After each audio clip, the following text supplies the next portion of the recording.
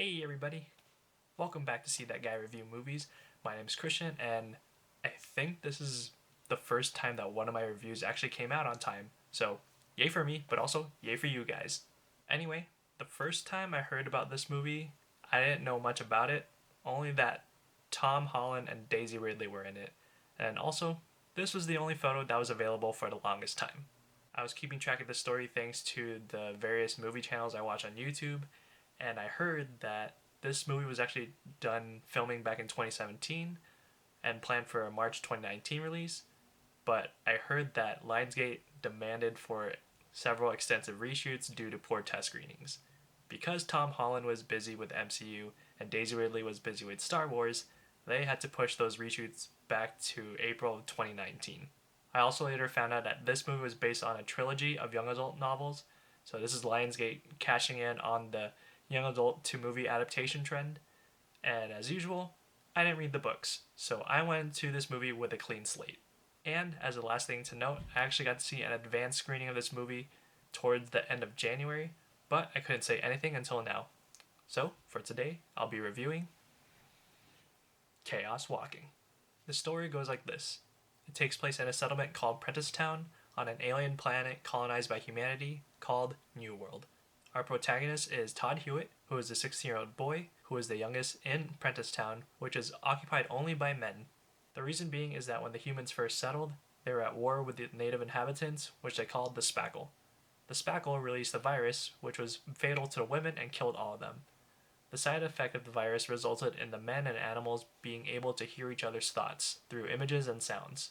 This became labeled as noise. Todd has trouble controlling his own noise and admires David Prentice, the strong but silent mayor of Prentice Town, and also the only one who's able to control his noise. Meanwhile, a second wave of settlers sent a scout ship to New World, but it ends up crash landing. When Prentice Town goes to investigate the remains, they find no survivors. However, Todd stays behind and discovers that a girl survived, but realizes she has no noise. Though he initially tries to hide her from everyone, he eventually and accidentally gets her captured when his thoughts are read. Mayor David learns from the girl about her colony's plan to find the first settlers and expand. Unknown to her, he plans to use her ship to leave New World.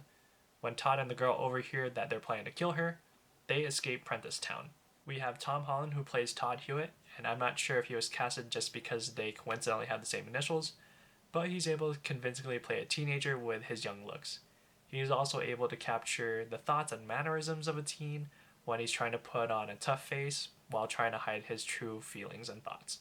We have Daisy Ridley as Viola, and because she has no noise, she had to do a little more face acting and reacting to Tom Holland, but I think Daisy Ridley does a good job at still portraying her as this resourceful person who is able to handle herself well.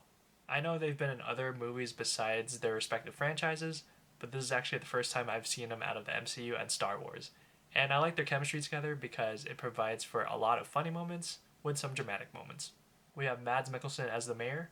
While he does some harmful things in the movie, he comes off just like a standard villain. Sure, he looks threatening, but he doesn't really do much to stand out. More of the threat goes to David Oyelowo as the violent priest named Aaron. Aaron is seen constantly taunting Todd since the beginning of the movie, and even though he kind of works for the mayor, even the mayor looks like he doesn't want to mess with him. I truly think that Aaron solidifies himself as the villain when he does something in the movie that is guaranteed to anger the audience.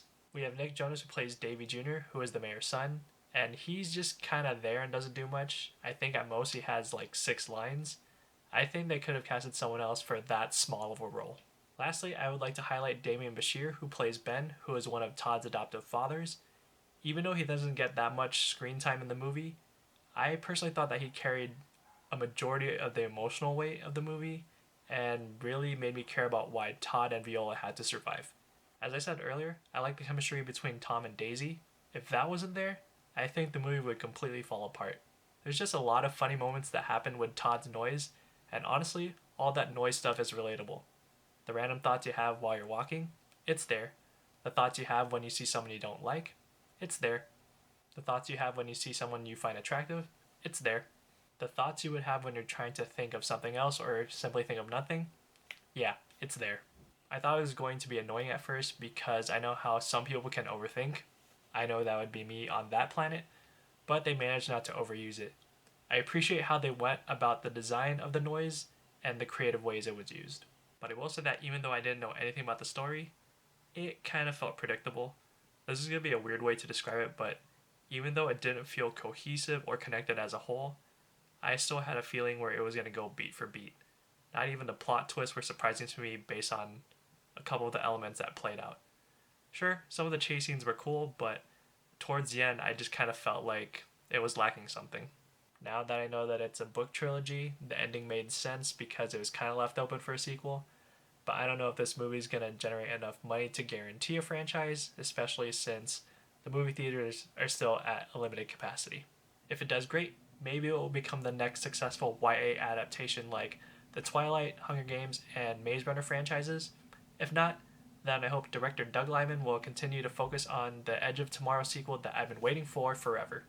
Lionsgate deemed this movie unreleasable before the reshoots, and if this is what came up after the reshoots, then I'll have to say this movie is at least watchable, but barely. I think you'll at least get a somewhat interesting sci-fi romp out of it starring Tom Holland and Daisy Ridley, and if you're a fan of them, then I say go see that movie. But for all those reasons, I'm giving this movie a 5 out of 10. Alright, so there's my review of Chaos Walking. What do you think? Do you agree or disagree? Let me know in the comment section down below, and go ahead and give this video a thumbs up or a thumbs down. I really don't care. But if you want to see more movie reviews from this guy, go ahead and click the subscribe button right up here. Or if you want to see my previous movie review, go ahead and click the video right up here. Other than that, I hope to see you all in the next one. Bye, and be safe out there.